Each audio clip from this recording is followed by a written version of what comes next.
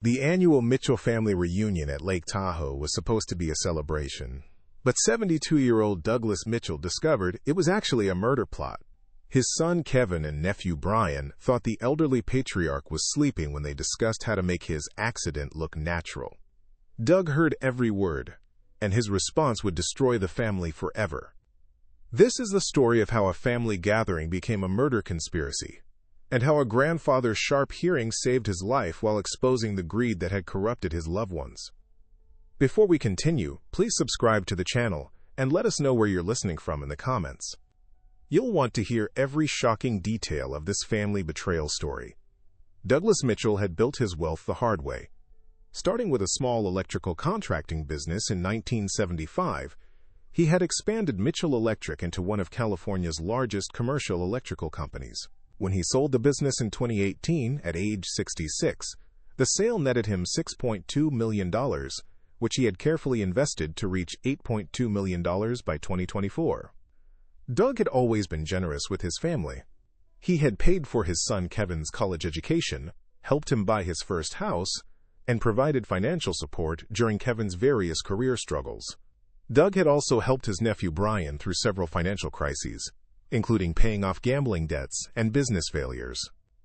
Family takes care of family, Doug would always say. Money is meant to be shared with the people you love. But Doug's generosity had created expectations that became increasingly difficult to satisfy. Kevin's spending habits had grown to match his father's support, while Brian's gambling addiction had escalated despite Doug's repeated interventions. Kevin worked in marketing for a tech company, earning a decent salary, but his wife Sarah had expensive tastes that consistently outpaced their income.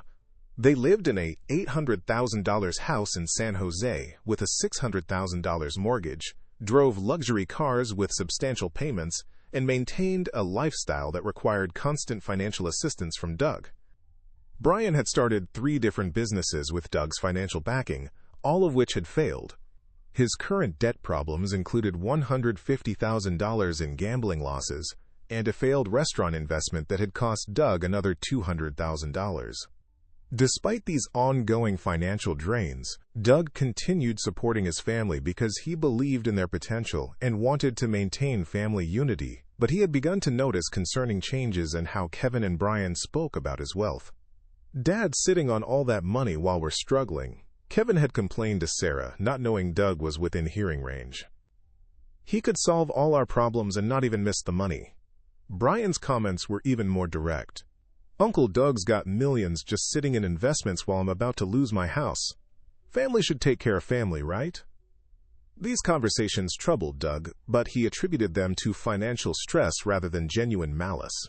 He had no idea that Kevin and Brian had begun viewing his wealth as their inheritance, and his continued life as an obstacle to their financial security. The Mitchell family reunion had been an annual tradition for 15 years, bringing together Doug's extended family at a rented cabin on Lake Tahoe. Doug looked forward to these gatherings as opportunities to strengthen family bonds and create positive memories with his children, grandchildren, and relatives. The 2024 reunion was scheduled for Labor Day weekend, with 22 family members planning to attend. Doug had paid for the cabin rental, as he always did, and was looking forward to 3 days of family activities, shared meals, and quality time with his loved ones. He had no idea that some family members were planning to ensure this would be his last reunion. The Labor Day weekend started normally.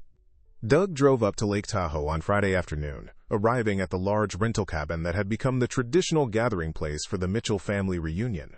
The 3-story lakefront property could accommodate the entire extended family, with enough bedrooms, bathrooms, and common areas for everyone to be comfortable. Doug's son Kevin and daughter-in-law Sarah arrived Friday evening with their 2 teenage children. Doug's nephew Brian came with his girlfriend Lisa Chen, who worked as an insurance agent and had been dating Brian for about 8 months. Other family members arrived throughout Friday evening and Saturday morning.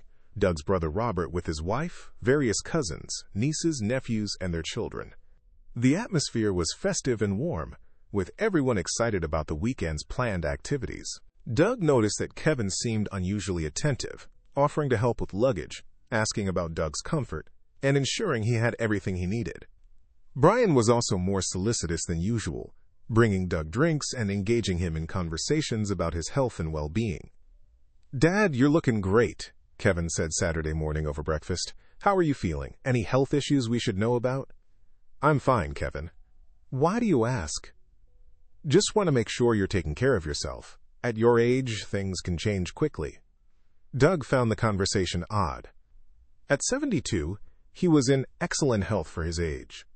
He exercised regularly, had no serious medical conditions, and felt mentally sharp and physically capable. Kevin's concerns seemed disproportionate to his actual health status. Brian joined the conversation. "Uncle Doug, have you updated your will recently? Made sure everything's in order?" "Why would you ask that?" "Just thinking about family security. You've worked so hard to build wealth for all of us. Want to make sure it's protected." These conversations made Doug uncomfortable, but he attributed them to natural concerns about family financial planning. He didn't realize that Kevin and Brian were conducting reconnaissance for a plan they had been developing for months. Saturday's activities included hiking, swimming, and a large family barbecue. Doug participated enthusiastically, enjoying time with his grandchildren and catching up with relatives he only saw during these annual gatherings. But he began noticing private conversations between Kevin and Brian that stopped whenever he approached. They would be talking quietly, then suddenly change the subject when Doug came within hearing range. "Everything okay?" Doug asked when he noticed another hushed conversation ending abruptly. "Just catching up," Kevin replied quickly, talking about work stuff. Doug's business experience had taught him to pay attention to subtle signs of deception. Kevin's body language and tone suggested more significant conversations than casual work discussions.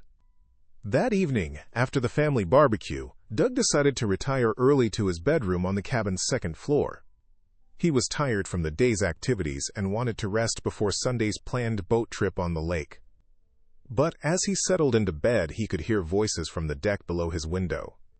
Kevin and Brian were talking, and their conversation would reveal the most shocking betrayal of Doug's life.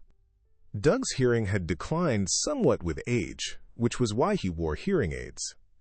But his family had misunderstood the nature of his hearing loss.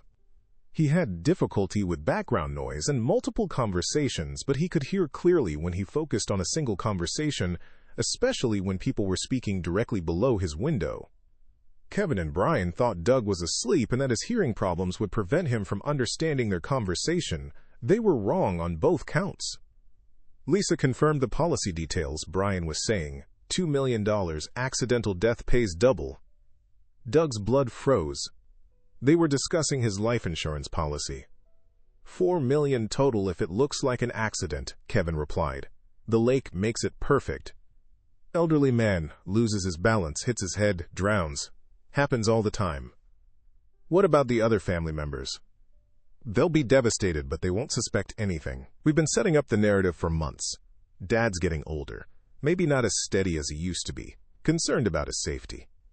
Doug realized that Kevin's recent questions about his health hadn't been concern. They had been preparation for murder. "When?" Brian asked.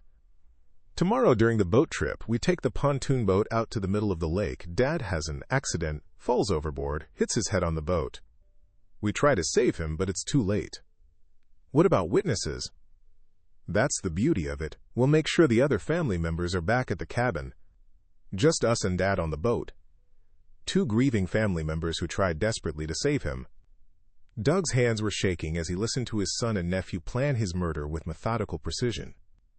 "Lisa's already prepared the insurance paperwork," Brian continued. "As beneficiaries, we can file the claim immediately. $4 million, split between us."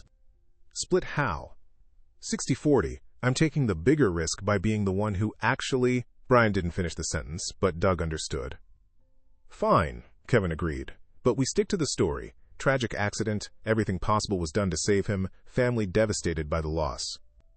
"What about your mom? Won't she inherit everything else?" Kevin's response chilled Doug to the bone.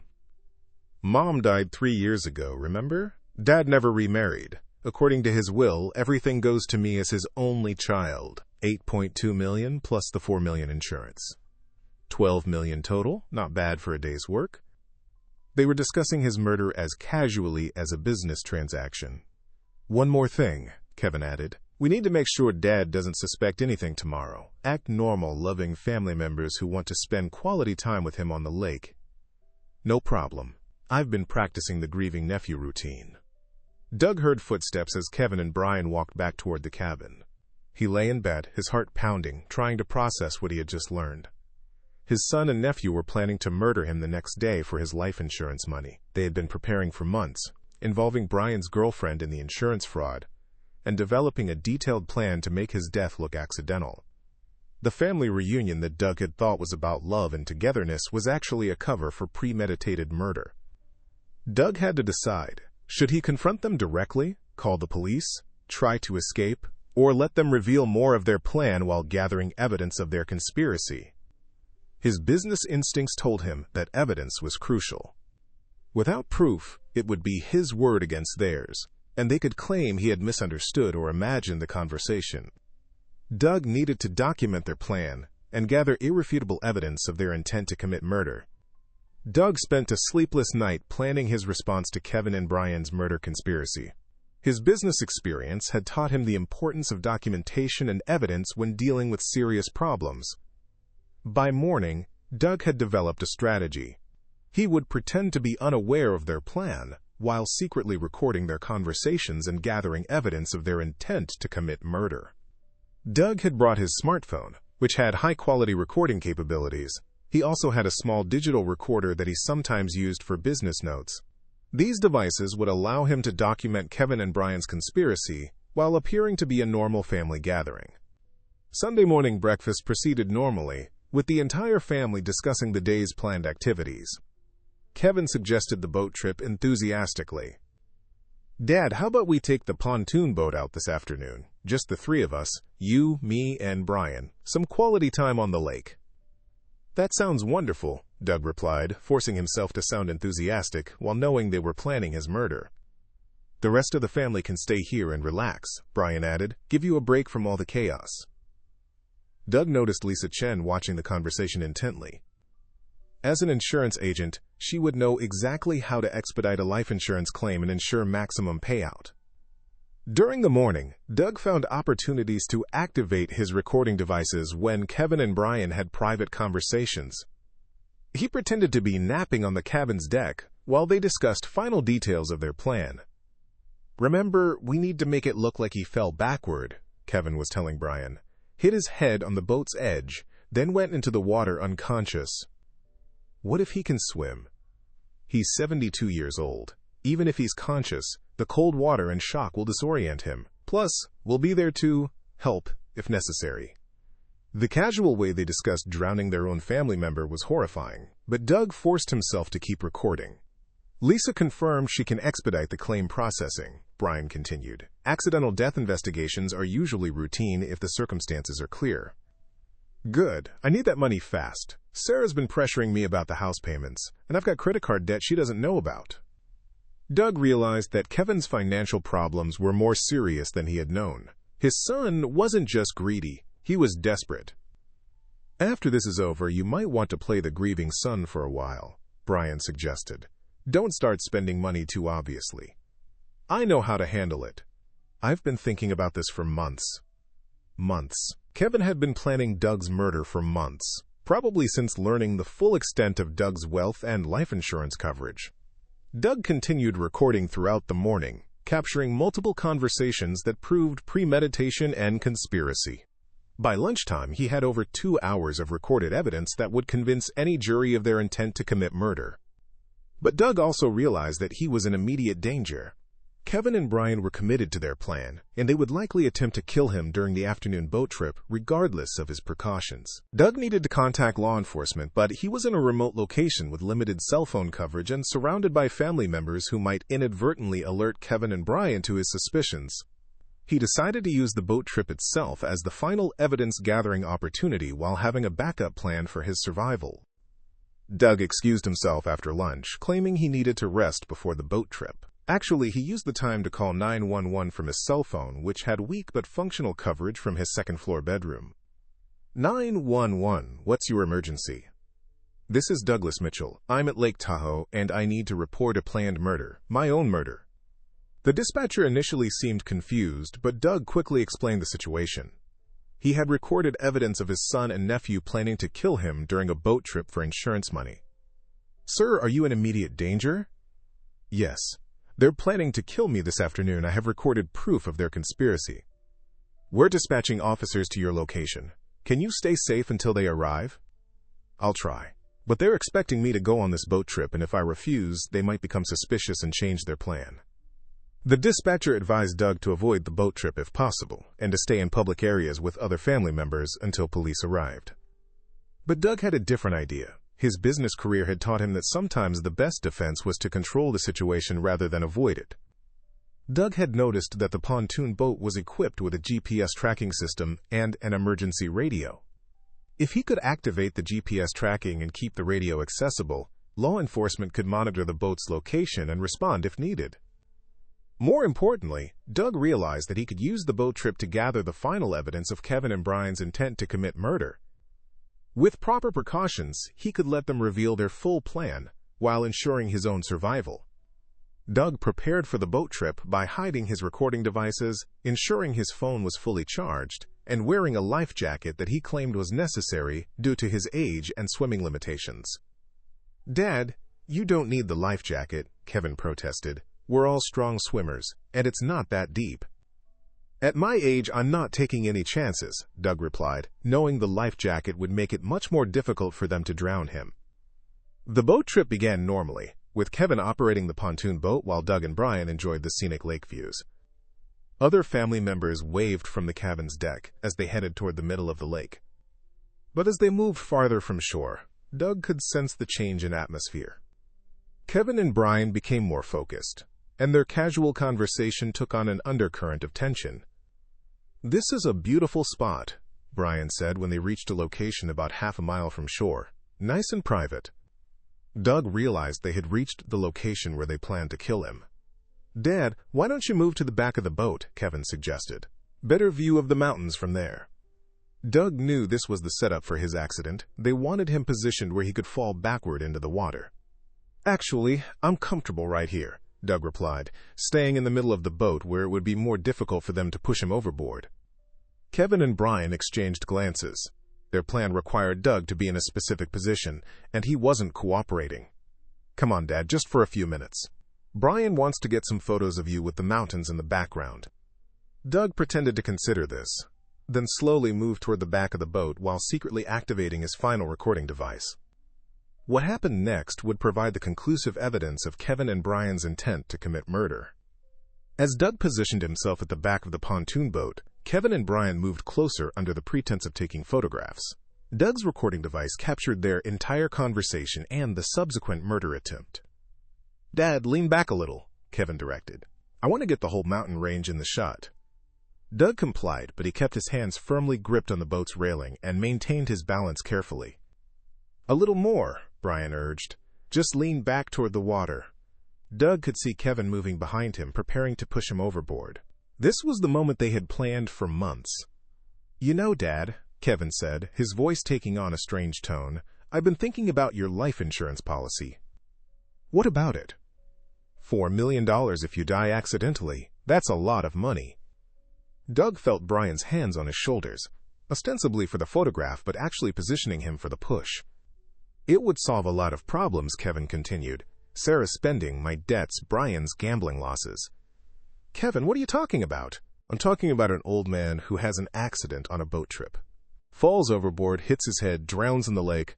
Very tragic. Very accidental." Doug realized Kevin was confessing to the murder plan, even as he prepared to execute it. "You planned this," Doug said, continuing to record. "For months," Brian admitted. "Uncle Doug, you're worth more to us dead than alive." Kevin's hands joined Brian's on Doug's shoulders. "Sorry, Dad. But family has to take care of family." They pushed Doug backward toward the water, but he was prepared. Instead of falling overboard, Doug used his grip on the railing to swing himself sideways, causing Kevin and Brian to lose their balance. "What the hell?" Kevin shouted as Doug moved away from the boat's edge. "I heard you," Doug said calmly. "Last night on the deck, I heard everything." The shock on their faces was absolute. "You've been recording this," Brian realized, seeing Doug's phone in his hand. "Everything. The planning, the conspiracy, the attempted murder, all recorded." Kevin's expression changed from shock to rage. "You old bastard. You're not going to ruin this." Kevin lunged at Doug, trying to grab the phone, but Doug was ready. He had spent decades managing aggressive negotiations and hostile business situations. "The police are already on their way," Doug announced. "GPS tracking is active on this boat. Every word of your confession has been transmitted." This was partially true. Doug had activated the GPS tracking, and his phone had been recording continuously. Brian panicked. "Kevin, we need to get back to shore. This is over." But Kevin was beyond rational thinking. Months of financial pressure and desperate planning had led to this moment, and he wasn't willing to accept failure. "No, we finished this. He's the only witness." Kevin grabbed an emergency oar from the boat's storage compartment, apparently intending to use it as a weapon against his own father. But Kevin had underestimated both Doug's physical capabilities and his preparation for this confrontation. Doug had spent months preparing for this moment, not just mentally but physically. His regular exercise routine had included strength training specifically designed to help him defend himself if Kevin and Brian's plan progressed to violence. When Kevin raised the oar as a weapon, Doug was ready. Doug grabbed the boat's emergency flare gun, which he had positioned within reach earlier. "Kevin, put down the oar." "Dad, don't make this harder than it needs to be." "I'm not the one making it hard. You're trying to murder your own father for money."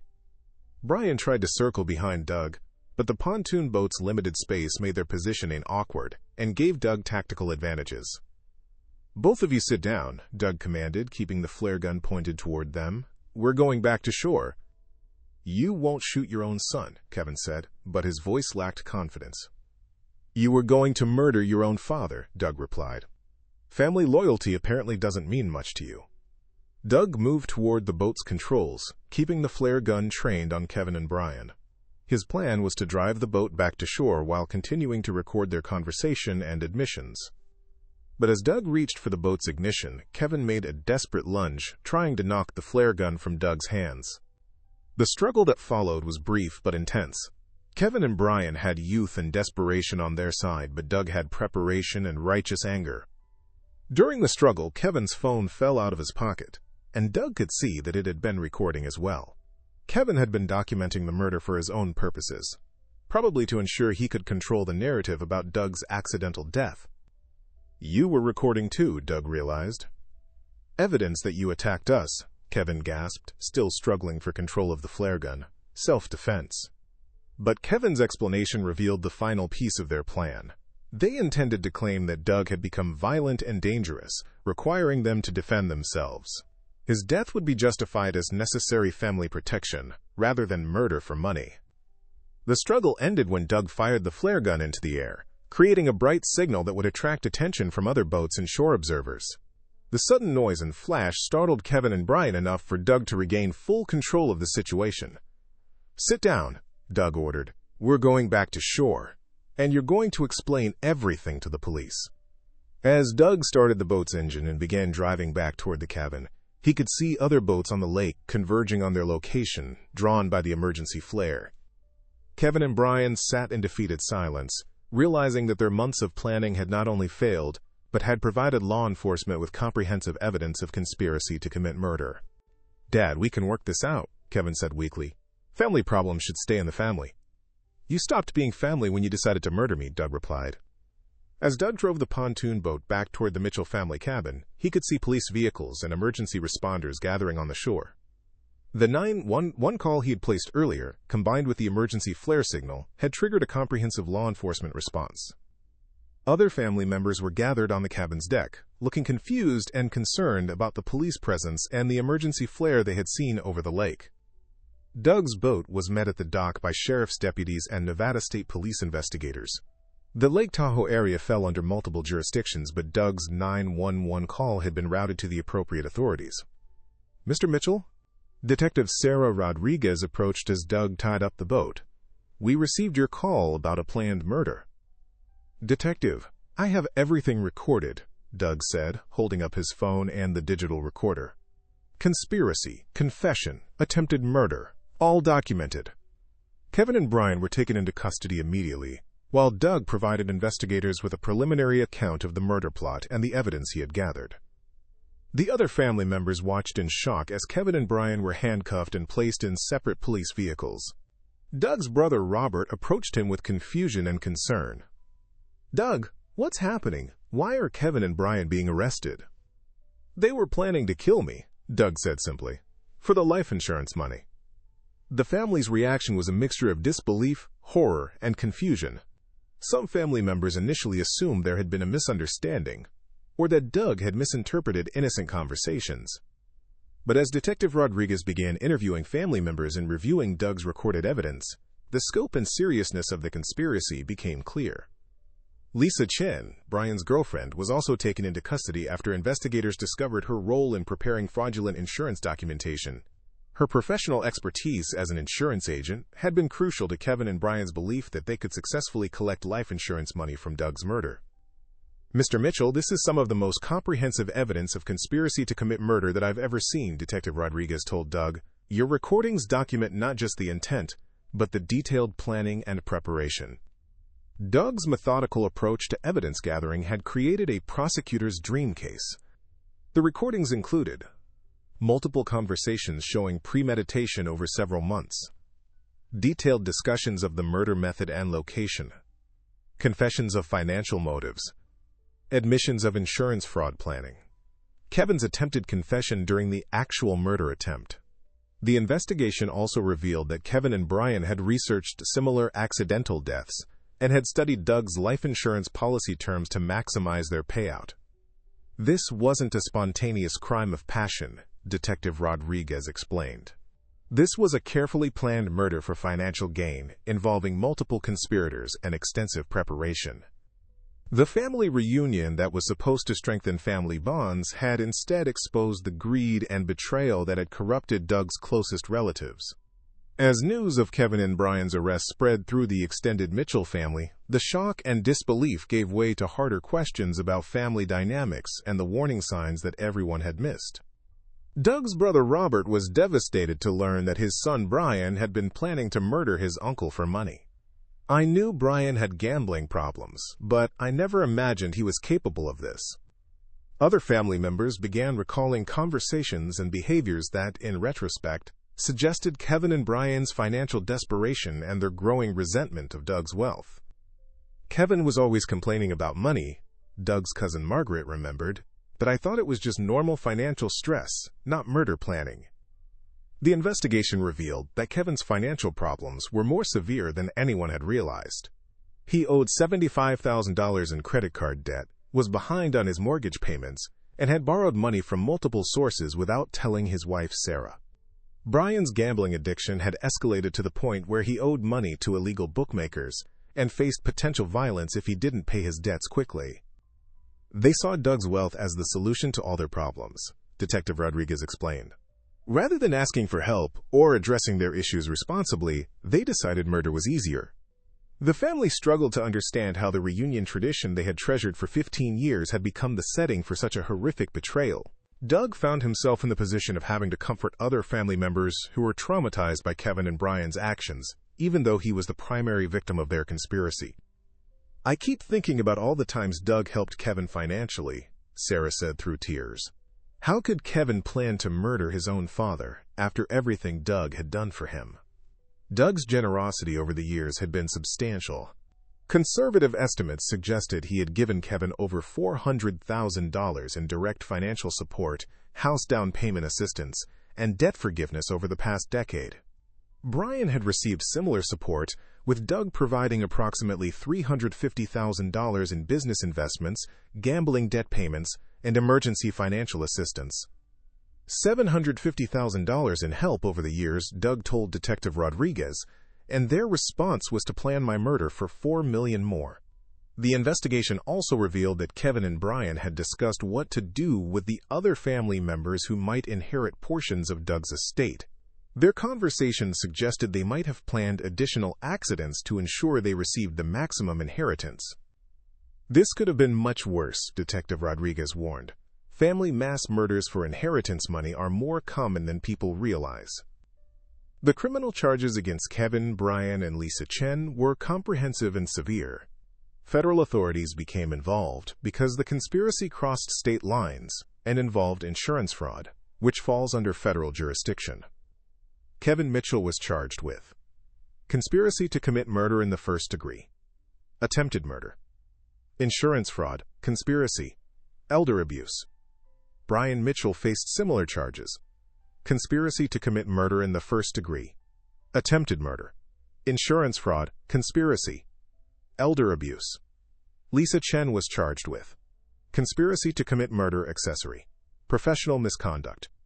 The evidence Doug had gathered was so defense attorneys recognized that the recorded confessions and documented planning made successful trial defense nearly impossible.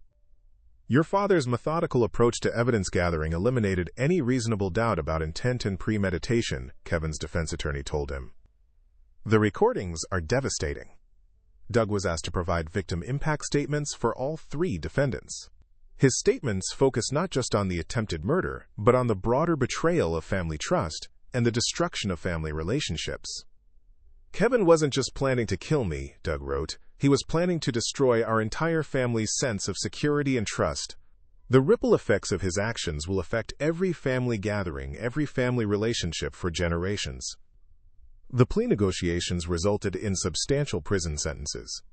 Kevin Mitchell, 25 years in federal prison for conspiracy to commit murder and insurance fraud.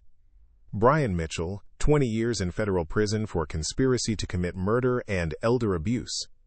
Lisa Chen, 8 years in federal prison for insurance fraud and conspiracy. The sentences reflected both the seriousness of the planned crime and the extensive premeditation involved. These defendants didn't just plan a murder, federal prosecutor James Chen announced. They planned to destroy a family and steal millions of dollars through one of the most callous betrayals we've ever prosecuted. Doug's life insurance company also conducted their own investigation and determined that the policy would have been voided due to the fraudulent circumstances surrounding the planned claim.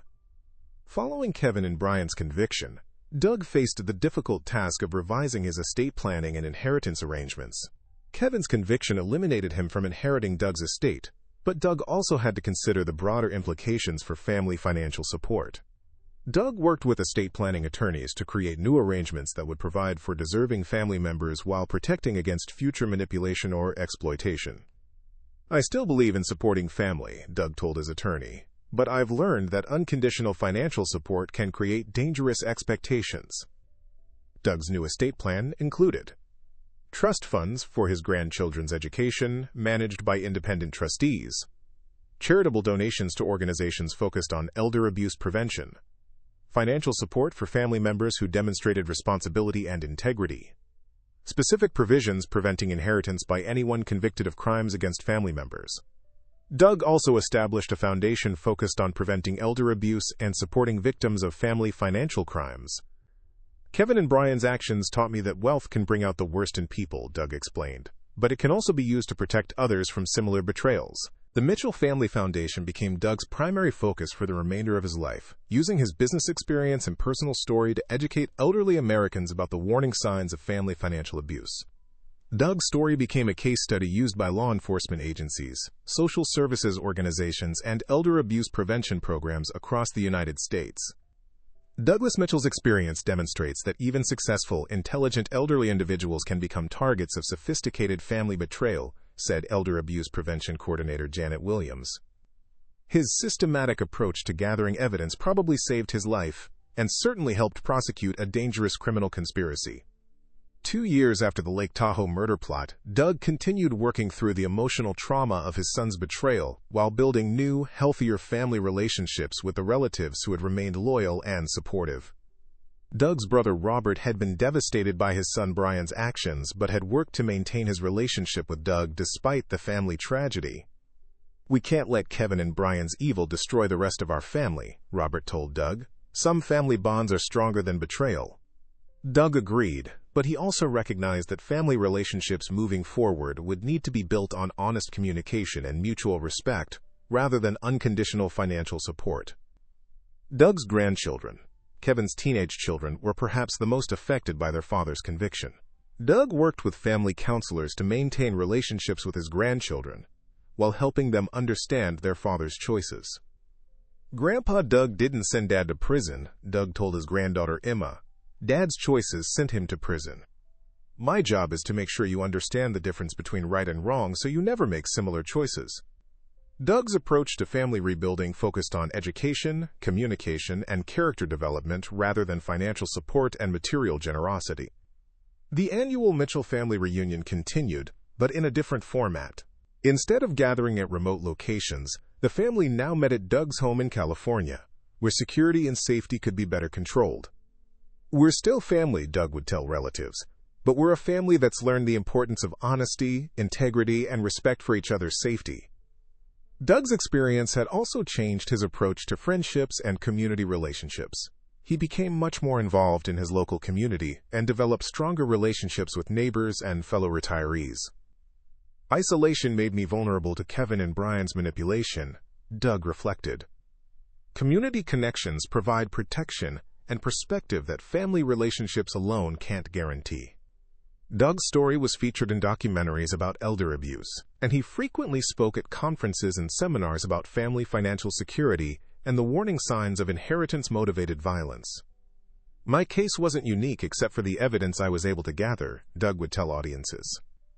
Many elderly Americans face similar threats from family members who view inheritance as more valuable than relationship.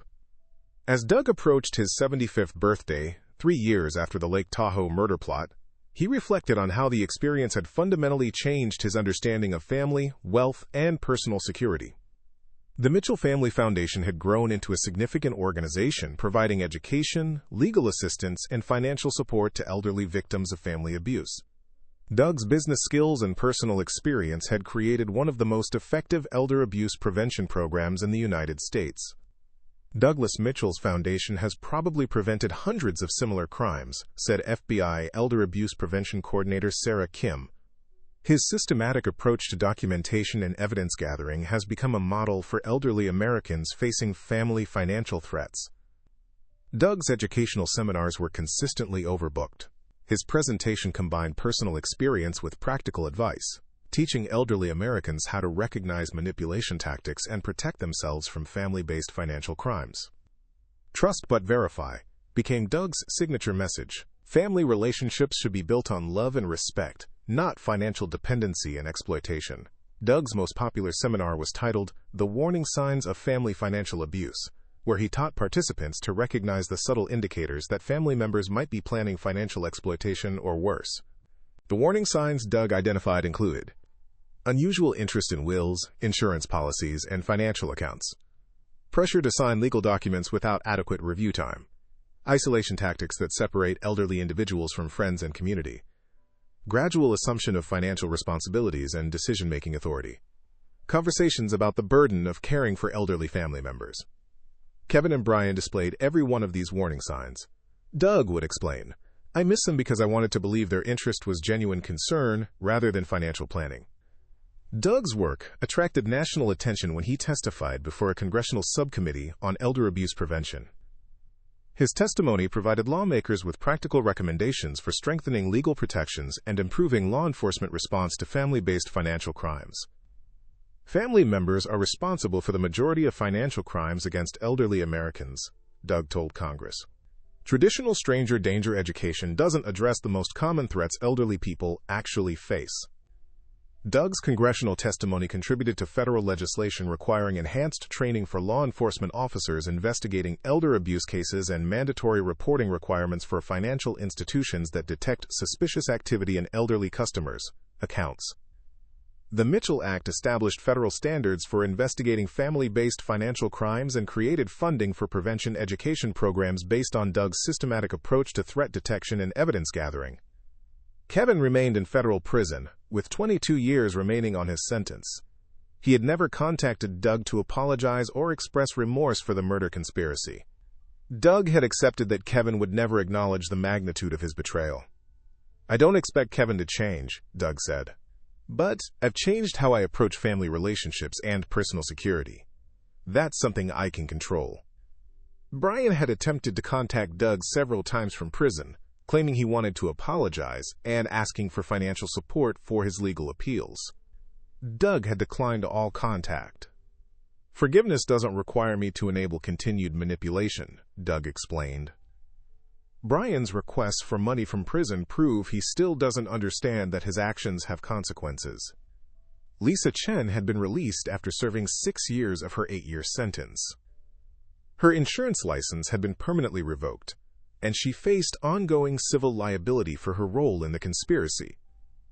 Today, Douglas Mitchell lives in a security-conscious but community-connected lifestyle that balances reasonable precautions with meaningful relationships. His house contains security systems, his financial accounts have enhanced monitoring, and his legal documents include protections against exploitation. But Doug's real security comes from the strong network of friends, neighbors, and family members who understand the importance of mutual protection and honest communication. "I'm still generous with family," Doug explains, "but generosity now comes with clear boundaries and expectations of reciprocal respect." Doug's grandchildren visit regularly, and their relationship has grown stronger through honest conversations about integrity, family loyalty, and the difference between helping people and enabling destructive behavior.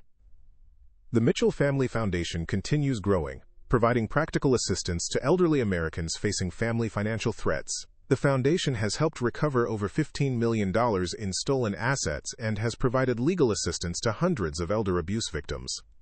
Doug's story has become a landmark case in elder abuse prevention education, demonstrating that careful planning and systematic evidence gathering can defeat even sophisticated family betrayal schemes. At 75, Doug maintains the same analytical thinking and attention to detail that helped him build a successful business and ultimately saved his life. But now those qualities serve a broader purpose: protecting vulnerable elderly Americans from the kind of betrayal he experienced and survived. The son and nephew who tried to murder Doug for his life insurance money are serving decades in federal prison. The $8.2 million they tried to steal through murder has grown to over $12 million through careful investment and continues funding programs that protect other potential victims. "Kevin and Brian thought my age made me vulnerable," Doug reflected. "They were right about one thing. I was vulnerable to family manipulation because I trusted them. But they were wrong about my ability to fight back when I understood the threat." The Lake Tahoe cabin where the murder was planned is no longer used for family reunions, but the Mitchell family continues gathering, now focused on building relationships based on honesty, respect, and mutual protection, rather than financial dependency and material expectations. Doug's last entry in his daily security journal read, "Family loyalty must be earned through character and demonstrated through actions. Trust requires verification, love requires boundaries, and security requires preparation. Some lessons can only be learned through betrayal, but those lessons can prevent future victimization of others." Kevin and Brian had taught Doug these lessons through their murder conspiracy. Doug was teaching them to others through education and advocacy. The analytical approach to life that had made Doug successful professionally had ultimately made him resilient personally. Some problems require systematic solutions, and some challenges require methodical responses. Douglas Mitchell had proven that with the right preparation and careful thinking, even family murder plots could be detected, documented, and defeated. The 72-year-old grandfather who was supposed to accidentally drown at Lake Tahoe had instead become a national advocate for elder abuse prevention, using his business skills and personal experience to protect thousands of other elderly Americans from similar betrayals. If you enjoyed this story, please like this video, subscribe to the channel, and share your thoughts in the comments. Remember, family loyalty should be based on character, not just blood relations, and trust should always be verified through actions.